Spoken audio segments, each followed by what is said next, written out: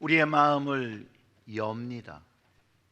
하나님의 말씀을 우리의 심령에 넣어주시고, 오늘 말씀의 제목처럼 예수 그리스도의 마음을 품어 주님 주시는 은혜와 기쁨과 소망과 영광을 누리는 저희들 되어질 수 있도록 이 시간 성령님을 통하여 말씀하여 주시옵소서.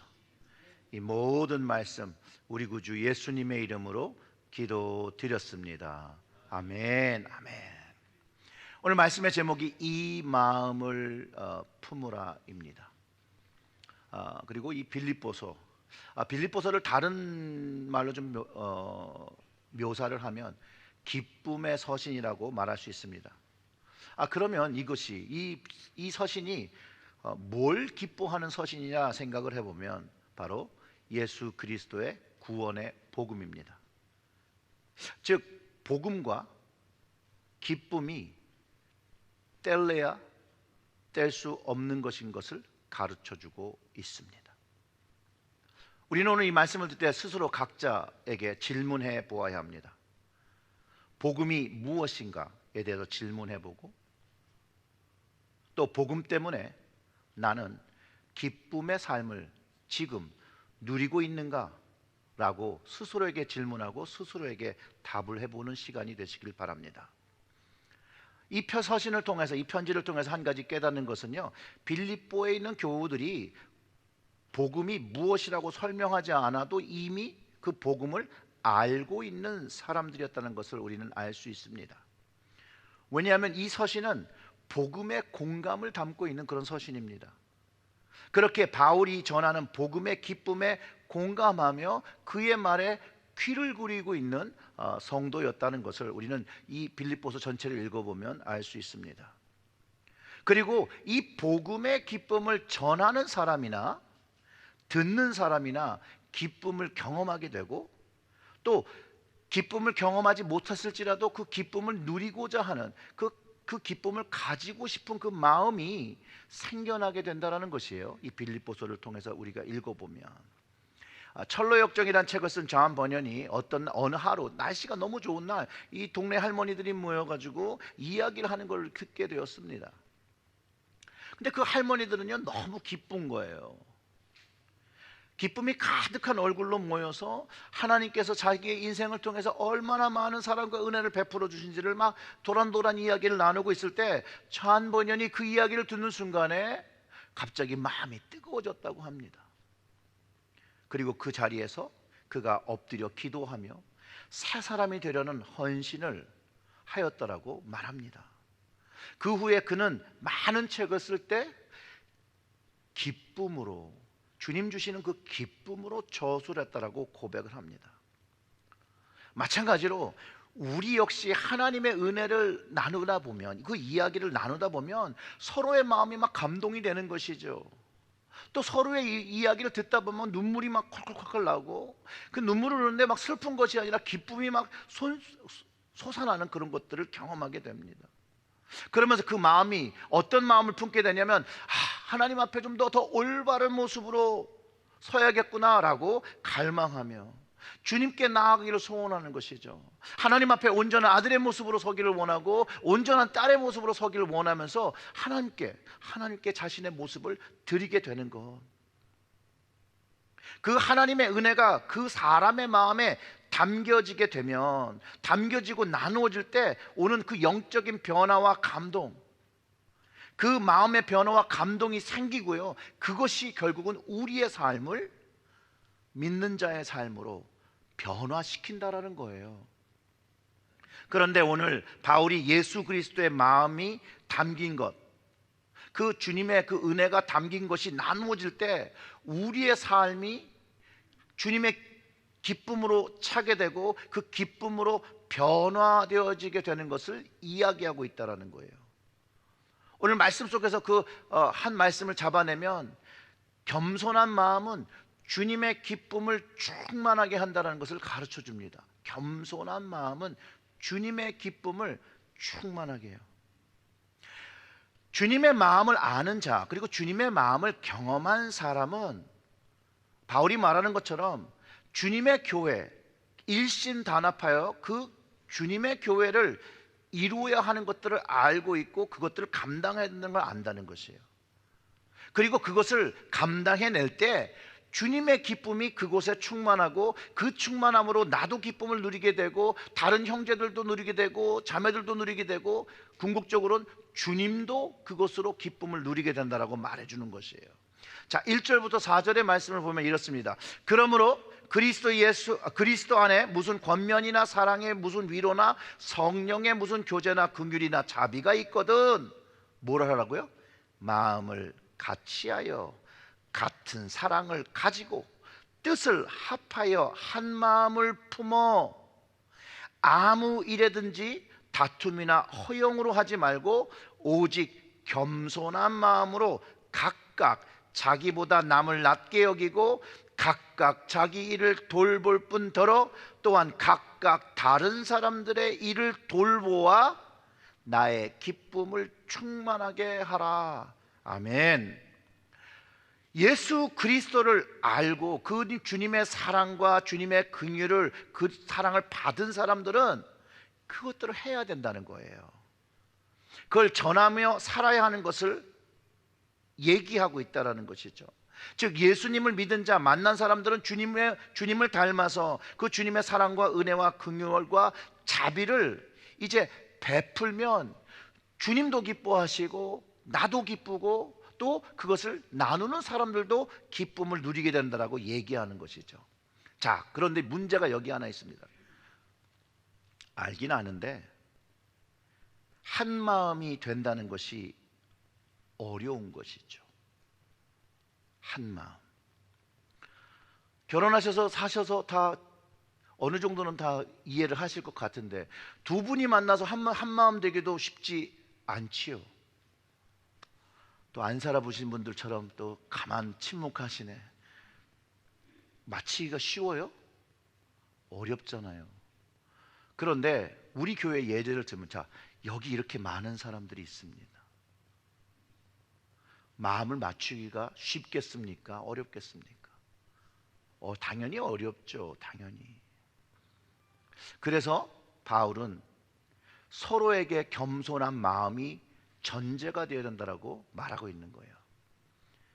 그때 한 마음이 될 수 있고 그 한 마음이 됨으로 기쁨을 경험한다라고 얘기하는 거예요. 부부 사이도 그렇고 연인 사이도 마음 하나를 맞추기도 힘든데 교회 공동체로서 한 마음을 가져야 될 때 이게 얼마나 어려운 일이에요. 이 겸손한 마음이 없이는 이거 불가능한 거죠. 겸손함이 없으면요, 겸손함의 반대가 뭐죠? 교만함이죠. 내가 옳다고 생각하는 거예요. 그리고 내가 옳다는 걸 이제 주장하기 시작하는 거죠. 근데 자기 주장을 높이기 시작하면요 절대로 한 마음이 될 수가 없어요.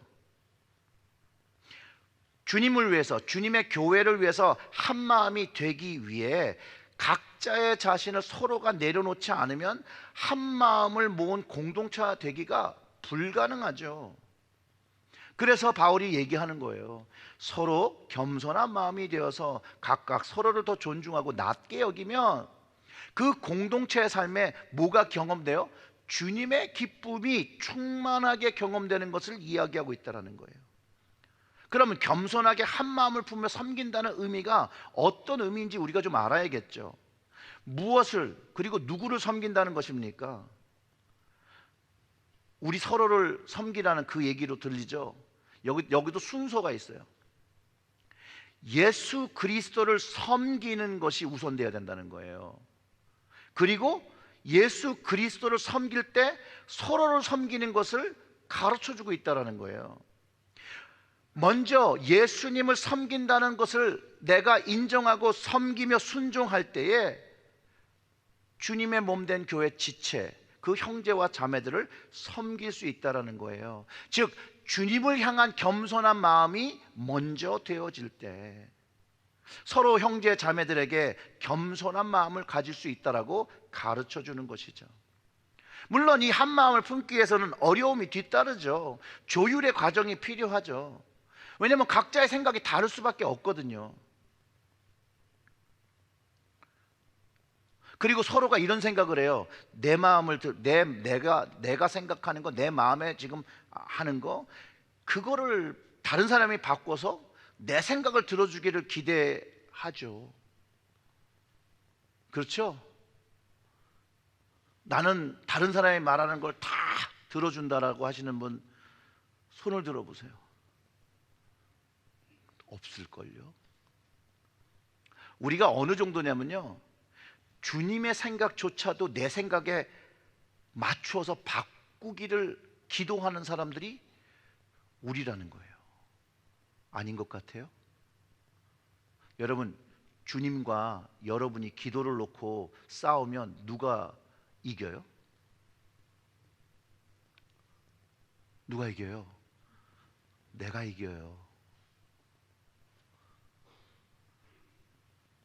그런 기도를 우리가 해요.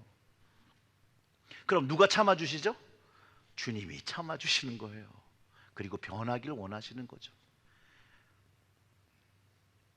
바울이요, 이 빌립보에 이 편지를 쓰면서 그 교회 사정을 몰라서 이런 얘기를 한 게 아니에요. 그 교회 사정을 너무나도 잘 아니까 이렇게 얘기하는 거예요. 그래서 이렇게 권면하는 거예요. 아무 일에든지 다툼이나 허용으로 하지 말고. 교회 공동체가 모여서 일을 할 때 다툼이 꼭 있어요. 좋은 일을 할 때도 다툼이 있고요, 생각이 바뀌어 있고요, 또 어떤 일을 할 때 막 허용으로 하려고 하기도 하고요. 근데 그런 거 하지 말라는 거예요. 겸손함으로 각각 자기보다 남을 낮게 여기고, 각각 자기 일을 돌볼 뿐더러 또 각각 다른 사람들의 일을 돌보아 나의 기쁨을 충만하게 하라. 교회가 세워지기 위해서 한 마음이 되려고 할 때는요, 늘 다툼이나 논쟁이 분명히 일어나요. 그럼에도 불구하고 한 마음 되는 것이 주님이 원하시는 것이기 때문에 해야 하는 것이라는 거예요. 그러면서 주님을 위해서 겸손의 마음을 품을 때 한 마음이 된다라고 가르쳐 주는 것이죠. 주님의 마음을 가지고 조율을 하면 조율할 필요가 없어요. 주님의 마음에 있는 이 일을 순종하면 되니까 각 사람들이 다 주님의 마음에 순종하면 되는 거잖아요. 거기에는 순종만이 남는 것이 뭐 조율하거나 뭐 이런 거 할 필요가 없어요. 그래서 바울이 주님의 기쁨을 위해서 한 마음이 되고 주님의 마음을 가지라고, 주님의 마음을 품어 사람들의 마음을 일치하라고 가르쳐 주는 것이에요. 사람들끼리 모여서 먼저 그 마음을 합치라는 게 아니에요. 주님의 마음을 가지고 주님의 마음으로 일치하라는 것이죠. 그게 한 마음이라는 거, 표현하는 것이에요. 그래서 주님의 마음과 일치될 때 서로의 마음도 주님의 마음으로 한 마음이 되는 것이에요. 그럴 때 주님을 높이게 되는 것이요, 자기를 높이는 것이 아니라 주님을 먼저 높이고 다른 사람을 높이게 되는 한 마음이 되는 것을 우리는 알 수 있습니다. 겸손한 마음이 되어질 때 자기 일뿐만 아니라 다른 사람의 일도 돌보는 협력의 일들이 일어나게 되는 것이죠. 그때는 주님도 기쁘시고 바울도 기쁘고 그 함께 있는 그 공동체 안에 있는 모두가 주님의 기쁨을 경험하게 된다라고 가르쳐주고 있다는 거예요. 바울이 의미하는 섬김과 각각 그리고 서로 돌본다는, 바울의 의미하는 그 섬김은요, 서로를 돌보는 거예요. 주님의 마음을 가지고 서로를 돌보는 거. 주님의 마음이 담긴 공동체는요, 각 사람마다 해야 할 책임이 있다라는 거예요. 그리고 그 일을 감당할 때 한 마음 되어지는 것이고 기쁨이 일어나는 것들을 경험한다는 거예요. 즉 공동체에서 자신이 해야 할 일이 있는데 그 일을 하지 않는 것, 섬김이 없는 것이고 주님의 마음을 품지 않은 것이죠. 자기의 의무를 감당하지 않고 늘 말만 많이 하시는 분들이 있습니다. 이런 분들에게는 섬김이라는 것은 없는 것이죠. 그리고 여러분, 이거를 꼭 생각해야 돼요. 우리가 분명히 세상에 살지요. 하지만 교회는 다릅니다. 교회는 어떤 서비스를 제공하는 엔터테인먼트 비즈니스가 아니에요. 교회의 서비스를 좋다 안 좋다 평가하는 것만으로도 이미 그 마음에 한 마음을 지향하는 공동체 일원이 아닌 것을 드러내는 것이에요. 분명히 공동체 안에는요, 일을 해야 할 사람들이 있고 그 직무에 따라 각각 섬길 때 주님이 머리 되시고 그 주님의 몸된 교회가, 이 팔다리가 움직이며 주님의 뜻을 이루어 나가는 것이거든요. 그렇기 때문에 교회 공동체로 모이면 다 각자 해야 할 일들이 있다라는 것이에요. 근데 교회 현실은 각자 그 일들을 다 감당하느냐? 아니라는 거죠. 그냥 예를 드는 거예요. 그래서 상처받지 마세요. 그냥 예를 드는 거예요. 예예요. 자, 한 가지 예를 들면 이런 거예요. 우리가 코비드 전에는 친교를 했어요. 그렇죠? 친교를 하다 보니까 이게 늘 어려워요. 늘 하는 사람들만 하고 하지 않는 사람은 하지 않는다는 그런 불평이 나오기 시작합니다. 근데 이렇게 생각해 보세요. 내가 52주 중에 50주를 섬김을 받는데 2주 내가 우리의 교우들을 섬기는 것이 여러분 불가능한 일입니까? 50주를 섬김을 받는데 2주를 섬기는 게 불가능한 일입니까? 대답이 전혀 없으시네요. 불가능한 일이에요? 불가능한 아닌 일이잖아요. 할 수 있는 일이잖아요. 그런데 늘 하는 사람들만 하게 되는 것이 교회의 현실이에요. 여러분, 집에서도 누군가 밥을 해야 밥을 먹을 거 아니에요? 아니에요? 다 사서 드세요? 그래도 누군가는 오더를 해야 밥을 먹을 거 아니에요? 메뉴를 정해야 되고.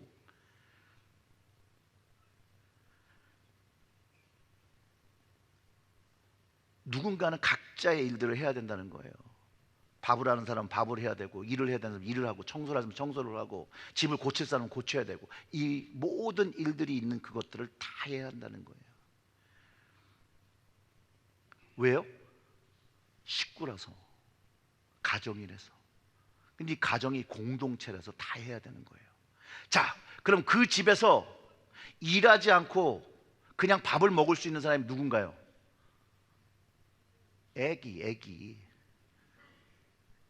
애기만 그렇게 먹는 거예요. 함께 살아야 되는데 함께 사는 그 일들을, 그 책임들을 감당하지 않으면 그 공동체가 잘 설 수가 없어요. 그 가정이 잘 설 수가 없어요. 그래서 주님께서 말씀하시는 섬김은 내가 해야 될, 자신이 해야 될 부분들을 공동체 안에서 성실하게 책임지고 감당할 때 주님의 기쁨이 충만해진다라고 가르쳐주고 있다는 거예요. 함께 책임지고 함께 일하는 것이 주님의 마음이에요. 주님의 마음. 왜 이게 주님의 마음인 줄 얘기하냐면요, 여러분들 가정에서도 마찬가지일 거예요. 만약 형제가 여럿이 있는데 모이기만 하면 싸워요. 그럼 부모님의 마음이 어떠시겠어요? 기쁘시겠어요?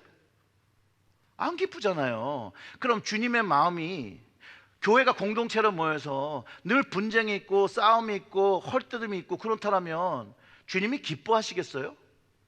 안 기뻐하세요.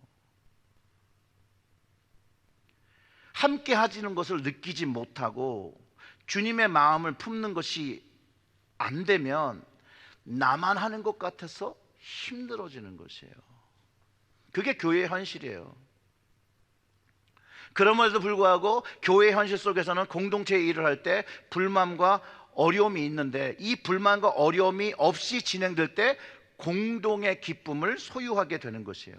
이 공동의 기쁨은요, 모든 사람들의 마음에 뿌듯함을 주는 거예요. 이것이 주님의 기쁨을 공유하는 것이에요. 주님을 위하여 함께 이루는 것, 성취하는 것을 통해서 얻는 기쁨, 이런 것들을 알 때 주님의 마음을 아는 것이라고 얘기하는 것이죠. 근데 이것을 모르면 주님의 마음을 알지 못하는 사람들인 거예요. 그래서 뭐라고 얘기해요? 이 주님의 마음을 품으라고 가르쳐 주는 것이에요. 주님의 마음을 품으라고 합니다. 슬라이드 넘겨주세요. 주님의 마음을 품으면 주님도 기쁘고 나도 기쁘고 바울도 기쁘고 빌립보 교인들도 기쁘던 거죠. 자, 이제 질문을 한번 해보겠습니다. 여러분 기쁘세요?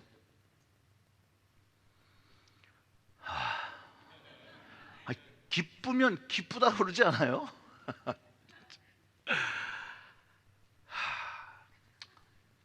기쁨을 좀 표현해야죠. 기본적으로요. 교회 오실 때 힘드셨어요? 자, 만약에 내 마음에 기쁨이 없다라면, 이거 솔직해야 되는 거예요. 내 마음에, 내 삶에 기쁨이 없다라면 오늘 해결책이 거기 있는 거예요. 뭐요? 주님의 마음을 품으면 돼요.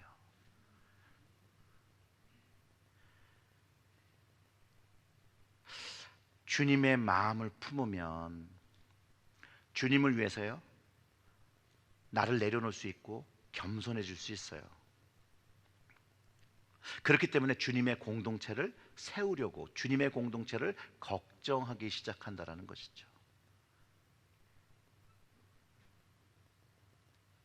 그리고 주님이 기뻐하시는 사람이 되어지는 거예요. 자, 이 기쁨은 어떻게 오느냐? 주님이 나를 보고 기뻐하신다는 것을 확증하니까 내 마음이 기쁘게 되는 거예요. 사람 때문에 기뻐지는 게 아니라 내가 주님의 마음을 품고 주님이 지금 내가 이 주님 마음 품고 사는 이것을 기쁘게 여기신다는 것을 알기 때문에 내 마음이 기뻐지는 것이에요. 바로 그것이 예수 그리스도의 마음을 품는 자가 누리는 것이고, 이것이 겸손한 마음이에요. 이 주님의 마음을 배워서 교회란 공동체를 위해서, 그 교회란 공동체가 주님이 머리 되시는 거잖아요. 주님의 생각을 가지고 이 주님의 몸된 교회를 위해서 나 자신을 내려놓고 겸손케 하면 모두가, 주님만 기뻐하시는 게 아니라 나도 기쁘고 이 공동체 모두가 기뻐한다라는 거예요. 그래서 이 마음을 품으라고 이야기하는 거예요. 주님을 위해서 자신을 겸손케 한 사람은요, 성령님을 통해서 공급하시는 주님의 기쁨이 선물처럼 주어져요. 이게 바로 바울이 말하는 기쁨이고, 이 선물이 있는 사람만이 그 기쁨을 아는 거죠. 내가 뭔가를 해서 기쁜 것이 아니에요. 주님을 위해서 힘들고 어려움을 감당할 때 주님이 나를 보고 기뻐하신다라는 것을 알기 때문에 세상과 전혀 다른 기쁨이 나의 삶 속에서 경험되고 자리 잡게 되는 것을 알기 때문이에요. 이 주님의 마음을 품을 때 우리는 어려운 삶을 승리하기 시작합니다. 그리스도 예수의 마음을 이해할 때 우리는 이 영적 전쟁들을 이기게 되는 것이에요. 기쁨을 누리게 되는 거예요. 이 마음은 자신을 겸손케 하고 겸손과 순종의 주님을 경험하게 한다는 것이에요. 거기에 기쁨이 있다는 거예요. 나를 위한 겸손과 순종의 십자가, 이것을 깨달을 때 주님의 마음이, 주님의 사랑이 내 심령에서 깊이 이해가 되기 시작해요. 왜냐하면 주님께서 보여주신 것이 있는데, 주님이 보여주신 것을 한번 읽어드리면 이래요. 5절부터 8절까지의 말씀이에요. 너희 안에 이 마음을 품으라. 곧 그리스도 예수의 마음이니 그는 근본 하나님의 본체시나 하나님과 동등됨을 취할 것으로 여기지 아니하시고 오히려 자기를 비워 종의 형체를 가지사 사람들과 같이 되셨고 사람의 모양으로 나타나사 자기를 낮추시고 죽기까지 복종하셨으니 곧 어디서 죽어요? 십자가에서 죽음이라. 이것을 누구를 위해서요? 나를 위해서. 나를 위해서. 예수님이 자신이 죽기까지 하나님의 교회가 하나 되기를 바라고 계셔서 하나님의 교회가 세워지기 위해 자신을 겸손히 십자가에서 내려놓으셨다는 거예요. 주님의 교회가 되기 위해서 우리도 주님이 하셨던 이 겸손을 배워야 한다는 거죠. 그러니 주님의 마음을 품지 않으면 이 주님의 겸손을 배울 수가 없는 것이죠. 십자가에서 죽음을 경험하신 그 순종의 겸손을 우리 모두가 주님의 마음을 품으며 가져야 한다는 것이에요. 그 주님의 마음을 품으면 주님을 따르기 위하여 자기 자신을 부인하고 자기의 십자가를 지고 따르란 예수님의 말씀을 순종하기 시작한다라는 거예요. 주님의 마음을 품지 않고 십자가를 질 수 있는 이는 이 세상에 아무도 없습니다. 스스로가 십자가라고 말하나 그 십자가가 주님이 말한 십자가가 아닐 수 있다는 걸 확실히 알아야 돼요. 주님 옆에 있던 두 강도를 한번 생각해 보세요. 그들은 physically 십자가를 졌어요. 그런데 그들의 십자가는 자신들의 죄의 결과로 진 십자가였어요. 주님을 따르기 위해서 진 십자가가 아니었어요. 우리도 인생 속에서 십자가를 질 수 있지만 주님을 따르기 위한 십자가가 아니라 나의 욕심과 야망과 정욕을 위해서 지는 십자가가 있다는 걸 여러분 우리는 깨달아야 돼요. 근데 그거를 분별하는 방법이 있어요. 뭐냐? 내가 십자가를 지면서 어렵다고 생각하는데 이 야망을 위한 십자가, 욕심을 위한 십자가, 정욕을 위한 십자가에는요 기쁨이 없어요. 기쁨이 없어요. 기쁨이. 여기에는요 불편함과 미움과 막 그 hatred이라고 그러죠. 그런 것들이 있어요. 우리는 주님이 원하시는 십자가를 지어야 돼요. 그 십자가를 지기 위해서 나의 욕심과 이기심과 안락을 부인하고 주님 한 것처럼 자기를 비워서 종의 모습으로 십자가를 지어 그 십자가에서 죽어야 한다라고 가르쳐주고 있다는 거예요. 성경의 말씀이. 여러분들 잘 아시는 갈라디아서 2장 20절의 말씀이잖아요. 내가 그리스도와 함께 십자가에 못 박혔나니 그런즉 이제 내가 사는 것이 아니요 오직 내 안에 그리스도께서 사시는 것이라. 이제 내가 육체 가운데 사는 것은 나를 사랑하사 나를 위하여 자기 자신을 버리신 하나님 아들을 믿는 믿음 안에 사는 것이라. 아멘. 자, 이거를 확 줄여서 얘기하면 예수 그리스도의 마음을 품으라 해요. 자, 예수 그리스도의 마음을 품겠다라고 결단한 사람만이 자기를 부인할 수 있고요, 십자가를 지고 그리스도와 함께 죽고, 근데 죽고 끝나는 게 아니라 부활을 경험한다는 거예요. 부활을 경험하기 때문에 그 마음에 주님으로 인한 기쁨이 채워지는 것이에요. 하늘의 소망이 있고 영원한 삶이 있고 하나님의 영원한 은혜와 능력이 있다는 걸 알기 때문에 그 마음이 세상이 주는 것이 아닌 주님이 주시는 것으로 가득 차게 된다는 것이에요. 그리고 주님을 위하여 지는 십자가에는요 주님이 함께 하시는 임재, 주님이 함께 하시는 동행을 경험한다는 것이에요. 주님과 상관없는 십자가는 아프기만 하고 힘들기만 하고 어렵기만 하고 그렇다는 것이죠.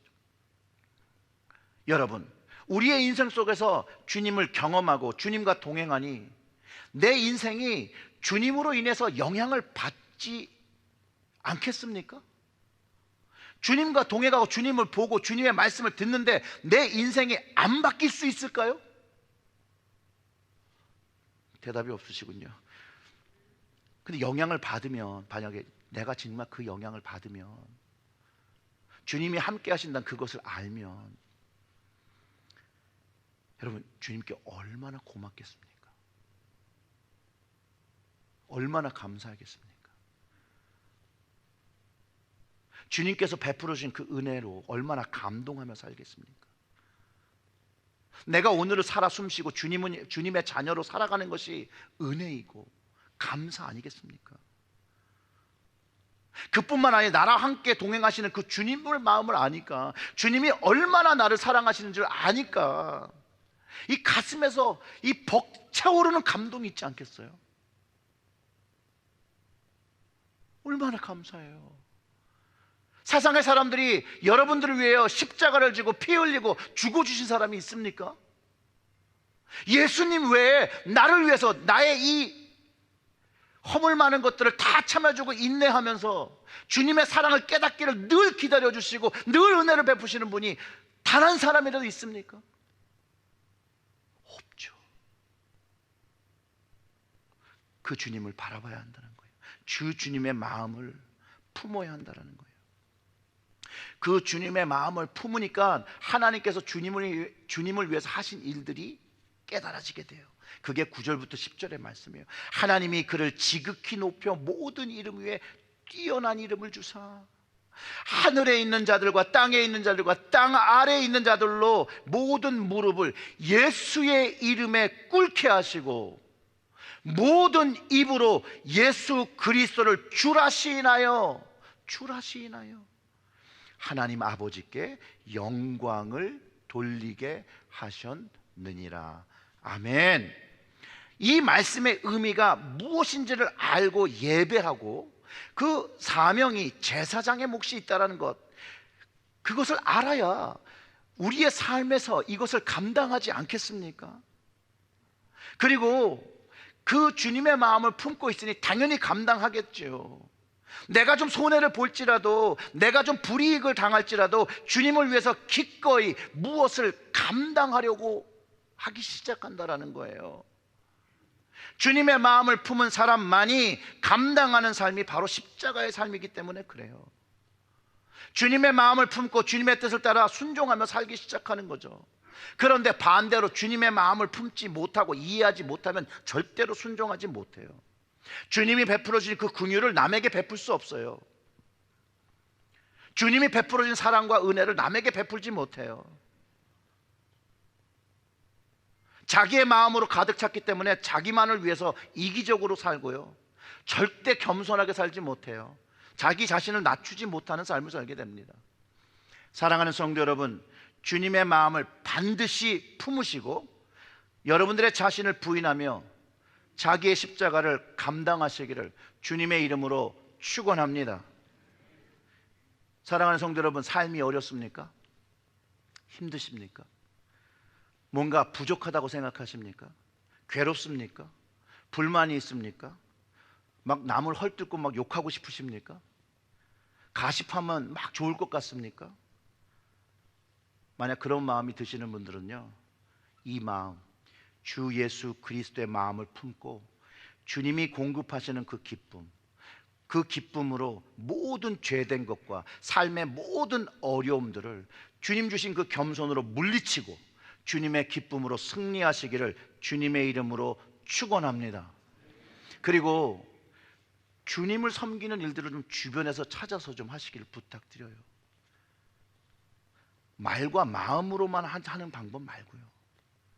그게 어떤 것이라도 좋아요. 조그만 것이라도 좋아요. 주님을 위하여 내가 할 수 있는 그것을 최선의 방법으로 몸된 교회를 섬길 때 우리가 거룩한 공동체, 예수 그리스도의 마음을 품은 공동체를 만들어가는 것입니다. 오늘 5시에 임직식이 있습니다. 임직하는 모든 직분자들은요, 이 주님의 마음을 품고 교회를 섬겨주시기를 주님의 이름으로 축원합니다. 우리 교회가 한 마음으로 서로의 부족함을 보듬고 이해하여 긍휼 사역하고 섬김 사역하고 은혜 사역하고 사랑의 사역을 감당할 때 여러분, 이 지역에 예수 그리스도를 알지 못하여 구원의 기쁨을 알지 못한 잃어버린 영혼들이 주님께로, 주님의 교회로 돌아오기 시작할 거라는 거예요. 이 사역을 우리 모두에게 맡겼잖아요. 영혼 구원하는 사역을 우리에게 맡겼잖아요. 여러분 가정에 맡겼잖아요. 물론 주님의 마음을 품며 섬기며 산다는 이것이 쉬운 길은 아니죠. 오죽하면 왜 그게 십자가 길이라고 하겠어요. 순간순간 짜증날 수 있고 순간순간 어려울 수 있고 순간순간 괴로울 수 있어요. 십자가의 길이에요. 그러나 주님의 길도 십자가의 아픔과 힘듦과 모진 그 온갖 사람들의 욕을 다 잡수시면서 결과적으로 얻은 게 뭐예요? 결과적으로는 승리, 부활의 승리와 영광의 역사를 기록했다라는 것이에요. 그 부활의, 그 구원의 그 완성이 우리에게 기쁨의 충만이 되었다는 것을 우리가 알고 믿음 생활을 해야 된다는 거예요. 그래서 사랑하는 성도 여러분, 이 주님의 마음을 품으시기를 주님의 이름으로 축원합니다. 주님의 마음을 품을 때 겸손한 마음이 되고요, 그 겸손한 마음으로 서로를 바라보며 섬길 때 주님의 기쁨이 우리 삶에서 충만해집니다. 십자가를 지며 죽기까지 우리를 사랑하신 그 주님의 마음을 품고 내가 져야 할 십자가, 내가 져야 될 섬김의 십자가, 순종할 십자가를 지고 영혼 구원하는 가정과 영혼 구원하는 교회를 우리 함께 세우기를 주님의 이름으로 축원합니다. 아멘. 기도하겠습니다. 하나님 아버지, 오늘 말씀을 들으며 주님의 마음을 품기 소원하는 그 심령들, 주님께서 그 마음에 주님의 마음 허락하여 주시옵소서. 늘 그 주님의 마음 붙잡고 살아가 늘 주님이 원하시는 뜻을 행하는 겸손의 마음과 순종의 마음이 있게 하시고, 그것을 통하여 주님 원하시는 영혼 구원의 통로 되어질 수 있도록 주께서 이끄시고, 주께서 주장하시고, 주께서 가르쳐 주시고, 주께서 책망하여 주시고, 주께서 회개시켜 주셔서 주님의 기쁨을 먹고 살아가는 저희들 되어질 수 있도록 주님, 오늘도 주님의 십자가의 은혜가 깊게 새겨지게 하여 주시옵소서. 이 모든 말씀 우리 구주 예수님의 이름으로 기도드렸습니다. 아멘.